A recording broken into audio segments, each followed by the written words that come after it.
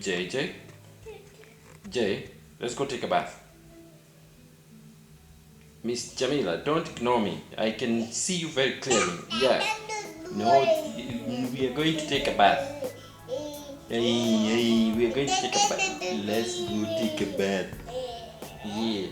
Anawacha watu hoi kila kipita mitaani wanasema sana toto na mapozi cheki anavovaa cheki anavong'aa kweli wengi wamefuata wameshindwa na kila kona kila njia wamedunda nataka nimfuate nataka nimfuate mimi nimwambie natamani niwe boyfriend. Thank you so very much for joining us on Raising J episode number 3. We are so grateful for you being a part of our YouTube family. And if you haven't joined our Instagram family, you better join our Instagram family. If you are in our Instagram family, you better come to YouTube, click on that subscribe button and click on the notification so every time we have a video, cling cling, you get it. Raising J is our weekly webisode about a man trying to raise a little girl called Her Royal Highness Empress GummyBear, but also GummyBear trying to put up with this man who just doesn't know what he's doing and trying to figure stuff out as he goes. And it's also a webisode that I decided to do in memory of my late most beautiful wife, and because she loved watching other webisodes of couples raising their kids, and I decided, what, in her memory I should do this. But also I'm hoping that somebody out there will be inspired by these webisodes and the things that I'm doing and the way I'm learning, so that they realize that it's okay to stumble, it's okay to fall. Even as a parent, we are learning to be parents. We are not born parents, we're learning on the journey. This week is all about memories. Share my life, take me for what I am, 'cause I'll never change all my colors for you. Take my love, I'll never ask for too much, just all that you are and everything that you do.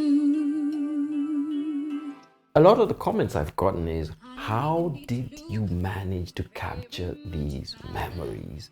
And what were you thinking? I'll tell you how I managed to capture the memories. Simple smartphone. I mean, you've got a smartphone, most of us, that records in high definition. Even the cheapest of smartphones has a very good camera.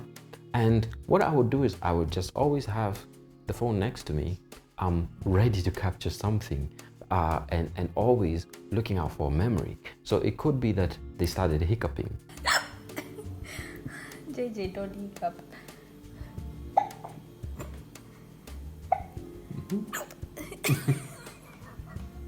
Which I put in the last week's episode. Remember that, when they were going hic, hic, and somebody would say that, why would you capture a hiccup? That's a very stupid thing to do. But guess what?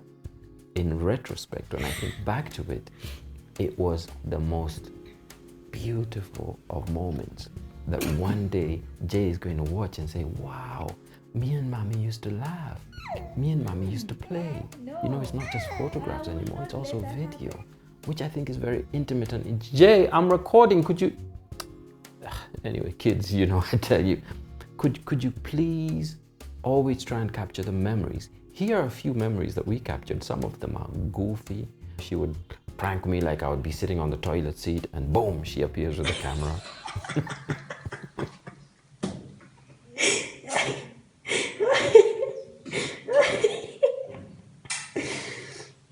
Oh my God. Siji. Mama hakuna. Just imba.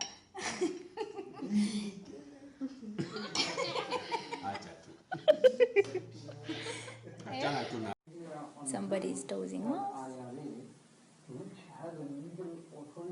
She's not smiling now. Yeah. I think that in relationships, when you have those kind of bonds where you're not really concerned about your personal space, but you're more concerned about loving each other and creating moments and bonds and memories and stuff, it brings you closer together. The thing with Jay's mom is Regina was the most amazing musician. You see through right to the heart of me. You break down my walls with the strength of your love. She was also the most amazing fashion designer and model, and she would do these lovely outfits that I would then go out and film, and you know, we'd take our time and just have a weekend away and film these outfits that she made and sell them online. And actually for a time, that's the way we made a living. We just made a living off of selling clothes and stuff. And it was one of those hair-raising times where you're just praying, God, please, I hope this is gonna work, because you know, you're literally just living hand to mouth. But that bond and those memories, they brought us closer together. And as it brings you closer together, even when your wife is expectant, what happens is she feels warm inside and she feels comfortable, and so does the baby. I have a clip. Let me run the clip. And this is a clip when Jay was like about 2 weeks before Jay was born, and she was just playing around in the tummy. But that's one of the memories we made.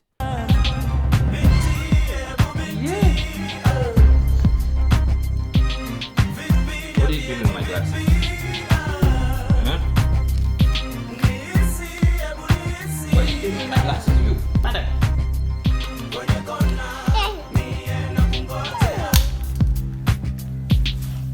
Msichana kituna umetokea umejipodoa. Where you going? For me, one of the most memorable memories, and the story I'm always going to tell Jay, is the story of how her mom forced me to get the reading glasses. So the week before she passed, I was having some serious headaches, and she said, look, we're at the shopping mall. Here's an optician, just jump in. The eye test is 500 bob. Let's find out what's wrong with your eyes, because we need to figure out what's going on. You can't just be having these headaches every single day. And we jump into a place called the Urban Tortoise, which has become a place that is also a fun place for me, because it's one of the last places we visited. But we jump into the Urban Tortoise, we do the eye test, and I realized that, oops, I need reading glasses. And because I can't read the fine print. So I get the reading glasses. They were really cheap, and I thought to myself, okay, these are flexible, they're fashionable, they look cool, so hey, let me get reading glasses. And a week later, Jay's mom passes. Jay was exclusively on breast milk, and I had to buy formula now. So I buy formula, and one night Jay wakes up screaming and yelling. She's hungry. I've not made the formula. It's the middle of the night. I'm adapting to being alone with her, and I go into the living room, kitchen area, start putting the formula together. Then I realize I can't read the instructions, and I get my glasses and put the glasses on, and all of a sudden everything becomes so crystal clear. And I end up crying, Jay's crying, and I'm crying because I'm like, this woman knew. She knew. And, you know, that for me would always be a fond memory, but also it brought up a point for me, which is never, ever underestimate what your partner is telling you to do at all. Sometimes people just know, and they're asking you to do something.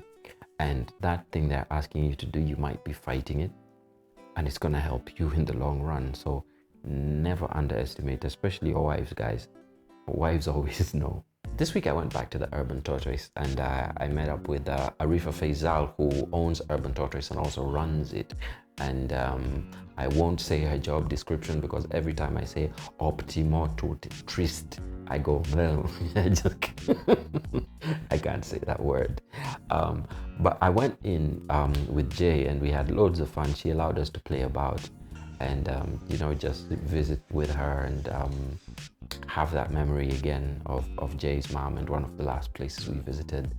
But also, Arifa runs this place, and as she was talking to me about her passion, which is eye care and stuff like that, as she was talking, I caught on to the word lazy eye, and I was like, hold on a minute, what do you mean lazy eye, especially in children?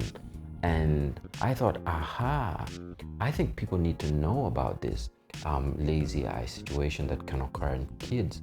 And here she is, she talked about it a bit, and it was really just listening. As an optometrist, I would recommend that children get their eyes tested from as young as 3 years old, just to determine that both their eyes are seeing equally. If both the eyes are not seeing equally, they have a chance of developing a lazy eye. Now, a lazy eye can only be corrected up until the age of 8 years old because the connections from the eye to the brain form up until that age. So if one eye is, for example, lazy and they've not been corrected, then it becomes a permanent problem. The solution for dealing with a lazy eye is to get your child tested early so we can figure out what their vision is like. And if the vision is weaker in one eye, then we would give them glasses to kind of make sure that both eyes are seeing equally. If that works, then that's great. But if it doesn't and the lazy eye is still not working as well as it should, then we would use a term called patching, where we cover the good eye for a period of time to allow the weaker eye to work better and to force the brain to start to use the weaker eye so that those connections between the brain and the weaker eye get stronger. Thanks so much, Arifa, for the visit and allowing us to replay back our memories. But also, guys, if you've got kids, make sure that they don't develop that lazy eye situation. We don't want our kids having to wear glasses, too early on in life and in situations that are preventable. So make sure you visit Arifa and her store. And also for parents, Jay has done things with these glasses that you've seen in the photographs and stuff on Instagram. She's always playing with my glasses, trying to wear them the way I wear them, and muck about with them. And they just don't break because they're plastic, which is great for parents. I've seen parents always go like, oh, don't touch my glasses. And you know what we say? Let children muck about and play about with stuff because that's the way they learn. They learn through the tactile experience and the touch and the smell and the taste and everything. That's how they learn. So we want them to play about, so we get stuff that is robust enough so that when they're playing we don't get hurt. But finally, remember this: memories are important. Don't just capture the memory, live the memory. Be in the present time.